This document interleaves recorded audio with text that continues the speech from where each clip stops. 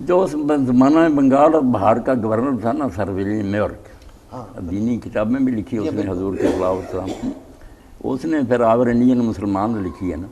اس میں ساری حکومت کو اس نے جو رپورٹ دی کمپنی کو کہ یہ لوگ مقتدر نہ ڈاکو نہیں ہیں دیندار، بہت با کردار لوگ ہیں، مگر ان کا عقیدہ جو ہے نا وہابیہ کا، وہ ان کو امن سے نہیں بیٹھنے دیتے، یہ سمجھتے ہیں کہ غیر مسلم حکومت جو ہے نا اس کا مسلط ہونا یہ شرک ہے، اگر ہم اس لیے یہ اپنے نہیں، اس نے انصاف سے کہا کہ وہ اپنے صحیح عقیدے کی وجہ سے نا، ورنہ یہ کوئی شرارتی لوگ نہیں ہیں، ان سے زیادہ نیک میں نے کوئی نہیں دیکھا، مگر کیا کریں وہ سمجھتے ہیں کہ یہ طاغوتی حکومتیں ہم ان کے زیر سایہ رہیں تو ہمارا ایمان ہی دے دیتا ہے۔ جو مقدمے بنے پھر بعد میں تحریک کے ختم ہونے کے بعد، جو امبالہ اور پٹنہ اور دوسرے کتنے بڑے بڑے لوگ تھے بیچارے، جن کے ان کی جاگیریں ضبط ہوئیں، مکان مسمار کر دیے گئے، بیچاروں کو پھانسیوں پر لٹکایا، کوئی جزائر انڈمان میں بھیج دیے گئے، 20,000 آدمی وہاں کالے پانی میں مر گیا جا کر۔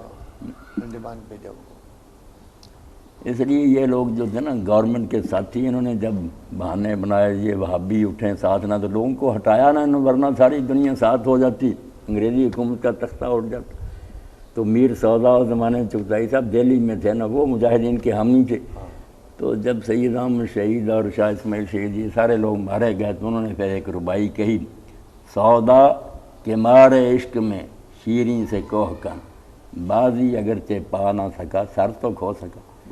کس منہ سے اپنے آپ کو کہتا عشق باز، اے روح سیاہ تجھ سے تو یہ بھی نہ ہو سکا۔ پلیٹوں پر بیٹھے ختم دیتے رہے، تم وہ بیچارے جانے دے گئے اور تم بدنام کرتے ہو وہ وہابی تھے، اور یہ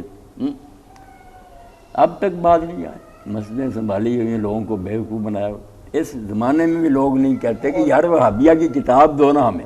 ہم پڑھیں کہ وہ کیا کہتے ہیں۔ امام محمد کی، ان کی اولاد کی، سب کی کتاب میں آ گئی، ترجمے ہو گیا، اللہ کے بندو ایسے دیندار لوگ ان کے خلاف جھوٹا پروپیگنڈا۔